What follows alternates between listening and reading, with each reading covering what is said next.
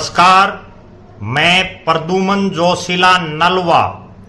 पूरे हरियाणा प्रदेश में एक बात की चर्चा बड़े जोरों से चल रही है और अमित शाह के 29 तारीख को पंचकुला में भारतीय जनता पार्टी की जो प्रदेश की विस्तारित जो कार्यकारिणी है उसकी मीटिंग के बाद तो इस चर्चा ने बड़ा जोर पकड़ लिया है। चर्चा ये है कि नायब सिंह सैनी की कुर्सी पर अब कौन सा नेता बैठने जा रहा है, नायब सिंह सैनी का उत्तराधिकारी कौन होगा, ये बहुत बड़ा प्रश्न है। और इस प्रश्न की चर्चा न केवल भारतीय जनता पार्टी के बड़े नेताओं कार्यकर्ताओं में बल्कि विपक्षी पार्टियों के नेताओं और कार्यकर्ताओं और आम जनता में भी बड़ी जोरों से चल रही है। हर तरफ एक ही चर्चा है कि आखिर नायब सिंह सैनी की कुर्सी पर कौन सा नेता बैठेगा, नायब सिंह सैनी का उत्तराधिकारी कौन होगा। इसके लिए कई नेताओं ने भागदौड़ शुरू भी कर दी है। कई नेता अपनी अपनी गोटियां फिट करने में लगे हुए हैं। आज हम सिलसिलेवार तरीके से जो इनपुट आ रहा है, राजनीतिक सूत्रों के हवाले से जो खबरें आ रही हैं, उसके मुताबिक 3 नेता ऐसे उभर करके सामने आ रहे हैं जिनमें से कोई एक नायब सिंह सैनी का उत्तराधिकारी हो सकता है, नायब सिंह सैनी की कुर्सी पर बैठ सकता है। तीनों ही नेता भारतीय जनता पार्टी के बड़े समर्पित कार्यकर्ता रहे हैं अपने बचपन से लेकर के, और उन्होंने पूरा जीवन जो है भारतीय जनता पार्टी को समर्पित किया है। जब से इन तीनों नेताओं ने अपनी राजनीति शुरुआत की है, ये भारतीय जनता पार्टी के को सींचने का काम लगातार कर रहे हैं। तीनों ही नेता संगठन के मजबूत खिलाड़ी हैं। अब हम सिलसिलेवार तरीके से बात करने जा रहे हैं। जी हां, नायब सिंह सैनी जो फिलहाल हरियाणा प्रदेश के मुख्यमंत्री हैं और वो मुख्यमंत्री के साथ साथ भारतीय जनता पार्टी के प्रदेश के अध्यक्ष भी हैं। एक युवा जो बड़ा ऊर्जावान नेता है और चकाचौंध से दूर जो रहा, कुरुक्षेत्र लोकसभा से सांसद होते हुए उनको पिछली साल एकाएक ओम प्रकाश धनखड़ जो भारतीय जनता पार्टी के बड़े नेताओं में शामिल हैं, वो प्रदेश के अध्यक्ष थे, उनको हटा करके नायब सिंह सैनी को पहले प्रदेश का अध्यक्ष बनाया गया। ओम प्रकाश धनखड़ जी ने अपने विधानसभा क्षेत्र बादड़ी में एक सम्मेलन, कार्यकर्ता सम्मेलन के दौरान एक बात कही कि वो वर्तमान में दूसरे नंबर की कुर्सी पर बैठे हैं और उनका सपना है कि पहले नंबर वाली कुर्सी उनको मिल जाए। लेकिन अगले दिन ना पहले नंबर वाली कुर्सी मिली और दूसरे नंबर वाली भी चली गई। ओम प्रकाश धनखड़ के बाद नायब सिंह सैनी को प्रदेश का अध्यक्ष बनाया गया। प्रदेश अध्यक्ष बनने के बाद उनके जो सितारे थे वो और ज्यादा आसमान पर चढ़ गए और ज्यादा ऊंचाइयां छूने लगे। और एकाएक मार्च के महीने में जब देश के प्रधानमंत्री नरेंद्र मोदी जी ने एक रैली रखी और उसमें मनोहर लाल खट्टर जी की बड़ी तारीफ की और अगले ही दिन मनोहर लाल खट्टर जी की सरकार चली गई, उनको चलता कर दिया गया। उसके बाद उनकी जो कुर्सी थी मुख्यमंत्री नायब सिंह सैनी को बनाया गया। चूंकि लोकसभा चुनाव का दौर चल रहा था और भारतीय जनता पार्टी में एक परंपरा है एक व्यक्ति एक पद, उसके बावजूद नायब सिंह सैनी लगातार दोनों पदों पर काम करते रहे। वो पार्टी के प्रदेश के अध्यक्ष भी रहे और हरियाणा प्रदेश के मुख्यमंत्री भी बने। लोकसभा चुनाव का परिणाम आया, 5-5 सीटें बीजेपी और कांग्रेस ने जीती और इसके बाद नायब सिंह सैनी पर एक पद छोड़ने का दबाव लगातार आता जा रहा था। हालांकि पार्टी की जो परंपरा रही है उसके मुताबिक भी एक पद पर किसी दूसरे नेता की नियुक्ति होना तय थी।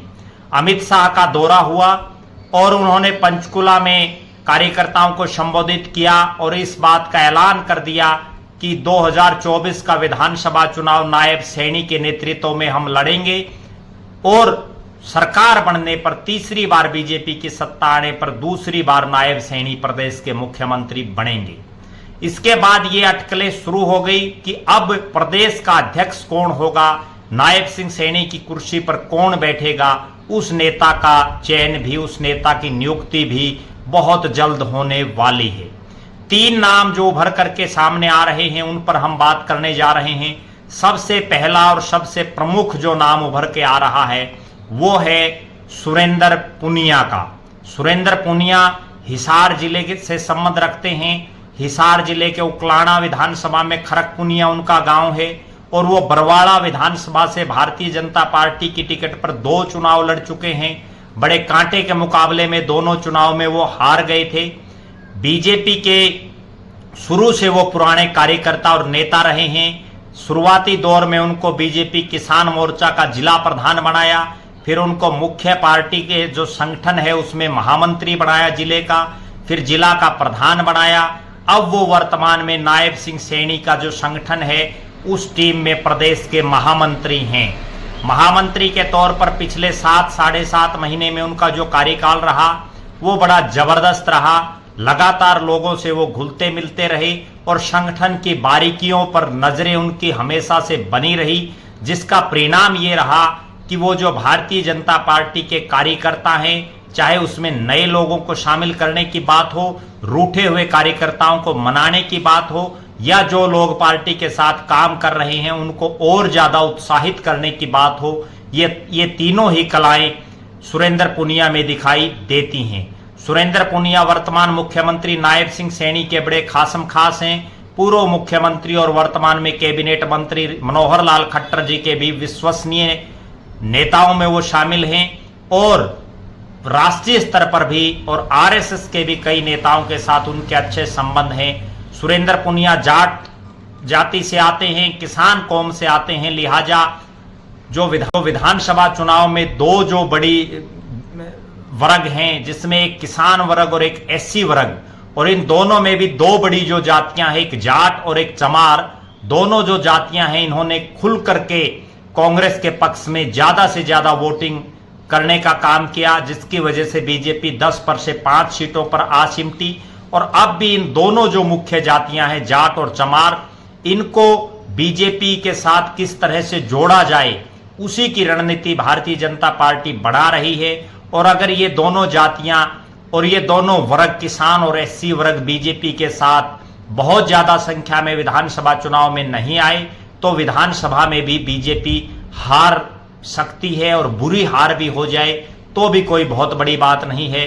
इसीलिए इन दोनों जातियों को जोड़ने के लिए इन जातियों के और इन वर्गों के नेताओं को पार्टी ज्यादा तवज्जो दे रही है। दूसरा जो नाम उभर करके आ रहा है वो नाम बड़ा नाम है, संगठन के बड़े संगठन करता रहे हैं, वेदपाल एडवोकेट, करनाल जिले से आते हैं। घरौंडा विधानसभा क्षेत्र उनका गृह हलका है और पुंडरी विधानसभा से 2019 के चुनाव में बीजेपी के प्रत्याशी भी रहे हैं। किसान कौम से ही आते हैं और रोड जाति से संबंध रखते हैं। पिछले लोकसभा चुनाव में वो करनाल और कुरुक्षेत्र दोनों लोकसभा सीटों से बीजेपी की टिकट के प्रबल दावेदारों में शामिल रहे, लेकिन करनाल में खुद मनोहर लाल जी ने चुनाव लड़ा और कुरुक्षेत्र में ऐन समय पर 15 मिनट पहले नवीन जिंदल को ज्वाइन करवा दिया गया तो उनकी टिकट कट गई। अब वो बीजेपी के बड़े अनुशासित कार्यकर्ता रहे हैं। आरएसएस के नेताओं के साथ भी उनके, आरएसएस के अधिकारियों के साथ भी उनके बड़े प्रगाढ़ संबंध हैं। और मनोहर लाल खट्टर जी के इतर जो दूसरा धड़ा बीजेपी में है, जिसमें अनिल विज, ओम प्रकाश धनखड़, पंडित रामविलास शर्मा, कैप्टन अभिमन्यु, ये जो तमाम नेता हैं, इनके साथ भी वेदपाल एडवोकेट के अच्छे संबंध हैं। बीजेपी के बड़े नेताओं के साथ भी उनके बढ़िया संबंध है और उनको पार्टी ने जो भी जिम्मेदारी दी है, चाहे पहले कई सालों तक वो प्रदेश के महामंत्री रहे हों, अब वर्तमान में वो नायब सिंह सैनी के बाद प्रदेश के उपाध्यक्ष हैं और उनको चाहे बड़ौदा के उपचुनाव में जिम्मेदारी दी, चाहे एलनाबाद उपचुनाव में जिम्मेदारी दी, चाहे आदमपुर के उपचुनाव में जिम्मेदारी दी, उन्होंने जेपी दलाल जो प्रदेश में वित्त मंत्री हैं, उस समय कृषि मंत्री थे, उनके साथ मिलकर के बड़ा जबरदस्त काम उन्होंने किया और पार्टी को मजबूती दिलाने का काम किया। एडवोकेट वेदपाल बड़ा नाम है और पार्टी के लिए बड़े समर्पित है, उनका नाम भी प्रबल दावेदारों में दिखाई दे रहा है। तीसरा जो नाम है वो एससी समुदाय से आते हैं और प्रदेश की सरकार में मंत्री रह चुके हैं, मनोहर लाल खट्टर जी के पॉलिटिकल एडवाइजर रह चुके हैं और शाहबाद से पूर्व विधायक रहे हैं कृष्ण बेदी। कृष्ण बेदी वाल्मीकि समाज से आते हैं और एससी वर्ग में उनका अपना एक प्रभाव है। वो सिरसा और अंबाला दोनों लोकसभा क्षेत्रों से अभी टिकट के लिए भी प्रयास कर रहे थे और मुख्यमंत्री नायब सिंह सैनी और मनोहर लाल जी के विश्वास पात्रों में वो शामिल हैं। एससी वर्ग को बीजेपी के साथ ज्यादा से ज्यादा जोड़ने के लिए उन पर भी दांव खेला जा सकता है। ये तीन मुख्य चेहरों के अलावा लगभग कई नेता और हैं जिन पर पार्टी गौर कर सकती है। उनमें सबसे बड़ा नाम राज्यसभा के सदस्य पूर्व में प्रदेश के अध्यक्ष रहे सुभाष बराला का है। सुभाष बराला पर पार्टी एक बार फिर से विचार कर सकती है क्योंकि वो मनोहर लाल जी और नायब सैनी के खासम खास लोगों में शामिल हैं। इसके अलावा राज्यसभा के सदस्य और पूर्व कैबिनेट मंत्री कृष्णलाल पंवार जो एससी समाज से आते हैं उन पर भी पार्टी दांव खेल सकती है। अजय गौड़ जो पूर्व मुख्यमंत्री मनोहर लाल जी के खासम खास हैं, फरीदाबाद से आते हैं, ब्राह्मण चेहरा हैं, उन पर भी पार्टी दांव लगा सकती है। इन सब के इतर भारतीय जनता पार्टी और नरेंद्र मोदी जी अमित शाह की जोड़ी अक्सर ऐसे फैसले लेने पर चर्चित है जो अकल्पनीय हैं, जिन पर विश्वास नहीं किया जा सकता। ऐसे किसी आदमी को भी पार्टी अध्यक्ष की जिम्मेदारी दे सकती है। पीछे भी हमने देखा भारतीय जनता पार्टी बहुत से धुरंधरों को छोड़ करके नए नए और ऊर्जावान लोगों को टिकट देने में भी विश्वास रखती है, उनको मुख्यमंत्री और प्रदेश का अध्यक्ष भी बना देती है।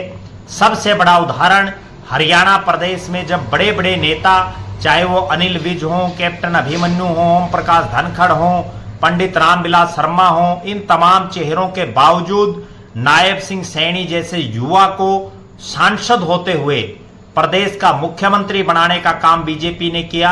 हो सकता है बीजेपी किसी अन्य नाम पर भी विचार कर ले और नरेंद्र मोदी और अमित शाह जो किसी नए चेहरे पर भी दांव लगाने में चूकते नहीं, इस पर भी हमारी नजरें बनी रहेगी। बहरहाल कौन होगा नायब सिंह सैनी का उत्तराधिकारी, किसे मिलेगी नायब सिंह सैनी की कुर्सी, इसका फैसला बहुत जल्द होने वाला है। हमारी नजरें इस पर बनी रहेंगी।